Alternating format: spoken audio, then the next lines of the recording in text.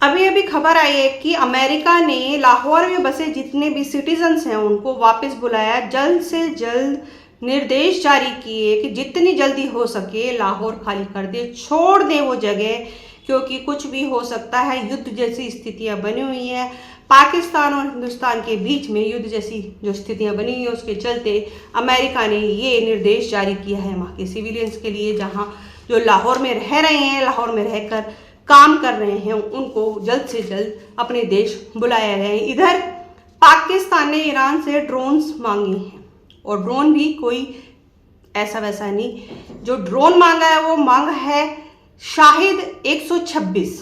शाहिद 126 जो ड्रोन है, आपको बता दें वो ड्रोन क्या ड्रोन है। ये ड्रोन एक आत्मघाती ड्रोन है, यानी कि जो इसको चलाएगा वो जब जहां पर भी अटैक करेगा इस ड्रोन के जरिए, तो वो खुद भी मर जाएगा।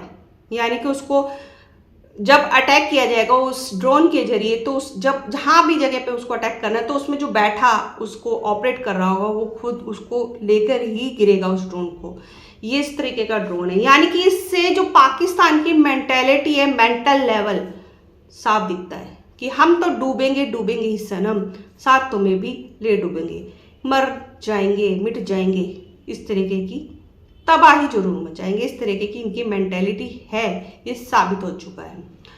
और तो और जो शाहिद 126 जो ड्रोन है ईरान से मांगा, लेकिन ईरान जहां तक मीडिया रिपोर्टों के अनुसार हमारे पास जो सूचना है और रिपोर्ट है उसके हिसाब से ईरान उन्हें ये ड्रोन नहीं देगा। क्यों नहीं देगा? क्योंकि उनके पास खुद इसको चलाने के लिए, ऑपरेट करने के लिए अभी कोई है नहीं, और पाकिस्तान के पास भी कोई है नहीं, तो इसलिए ईरान नहीं देगा। लेकिन हाँ, उसके जो मददगार देश हैं जैसे कि चाइना और तुर्की, ये दोनों देश हैं जो मदद कर सकते हैं पाकिस्तान की, ये ड्रोन उसको उपलब्ध करा सकते हैं। लेकिन वो भी ना के बराबर ही अभी ये जो करेंगे, क्योंकि अभी जो पूरे वर्ल्ड की नज़र पाकिस्तान के ऊपर है। अगर कोई भी देश इस तरीके की हरकत करता है, हिमाकत करता है, तो वो भी नज़र में आ जाएगा। क्योंकि इस टाइम पे पूरी दुनिया के जो देश हैं, लगभग आधे से ज़्यादा देश भारत के साथ खड़े हैं, और वो भारत को सही साबित कर रहे हैं, क्योंकि भारत ने जो किया वो सही किया, अपना बदला लिया वो सही किया। इस तरीके से देश जो बोल रहे हैं, जितने भी साथ देने वाले देश हैं हमारे भारत के, वो सब इस तरीके की बातें बोल रहे हैं। लेकिन जो पाकिस्तान है वो फिर भी बाज नहीं आ रहा, वो लगातार फायरिंग पे फायरिंग करे जा रहा है, बॉर्डरों पे फायरिंग कर रहा है। इधर उधर जो हमारे हिंदुस्तान से लगते हुए बॉर्डर हैं, जैसे कि जम्मू एंड कश्मीर के ऊपर, सबसे ऊपर पठानकोट वगैरह साइड पे, उधर हमले करे जा रहा है। और राजस्थान का बॉर्डर है लास्ट में, कच्छ से आगे जाके लास्ट में, वहाँ पर भी बॉर्डर करे जा रहा है। वहाँ पे तो नागरिकों के ऊपर जो हमले कर रहा है, मिसाइलें फेंक रहा है, गोलीबारी कर रहा है, बमबारी कर रहा है, लेकिन वहाँ के नागरिक भी पूरी तरीके से सपोर्ट है, बीएसएफ के साथ भी है, सेना के साथ में वो फुल सपोर्ट कर रहे हैं। वो भी इन हमलों को नाकाम करने में पूरी तरीके से मदद कर रहे हैं, और सेना हमारी पूरी तरीके से तैयार है, किसी भी स्थिति का मुकाबला करने के लिए तैयार बैठी है। कितने ही विस्फोट उन्होंने निष्क्रिय किए हैं हमारी सेना ने, कितने ही इन्होंने जो मिसाइलें दागी उनको निष्क्रिय की है, कितने हमलों को निष्क्रिय किया है हमारी सेना ने। इसके लिए हमारी भारतीय सेना को दिल से सलाम है, दिल से सैल्यूट है।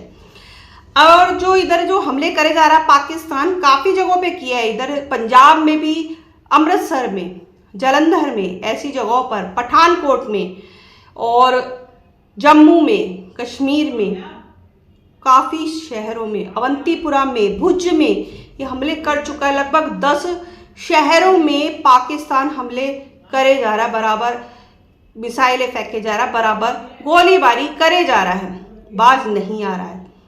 क्यों नहीं समझ में आ रहा पाकिस्तान को कि वो आतंकवाद का साथ क्यों नहीं छोड़ रहा। आतंकवाद का साथ छोड़ देगा तो सब अपने आप सही हो जाएगा, लेकिन ये बात वो समझने को तैयार नहीं है।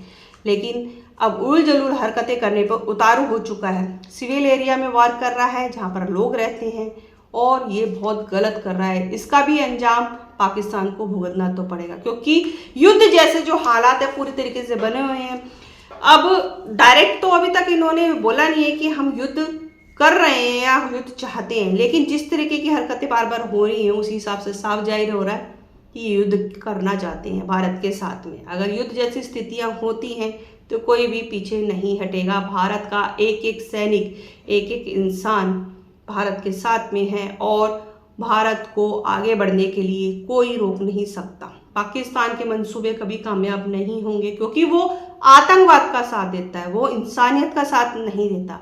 अगर वो इंसानियत का साथ देता तो आज दुनिया उसके साथ भी खड़ी होती, क्योंकि उनके पास आतंकवादियों के अलावा और कुछ नहीं है और आतंकवाद फैलाना ही उनका सबसे बड़ा धर्म है।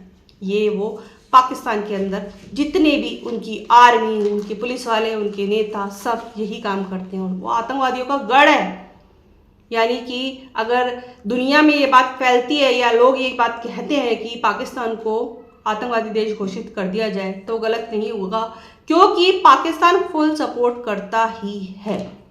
ये माने या ना माने, ये कबूल करें या ना करें, लेकिन पाकिस्तान आतंकवादियों को फुल सपोर्ट करता है।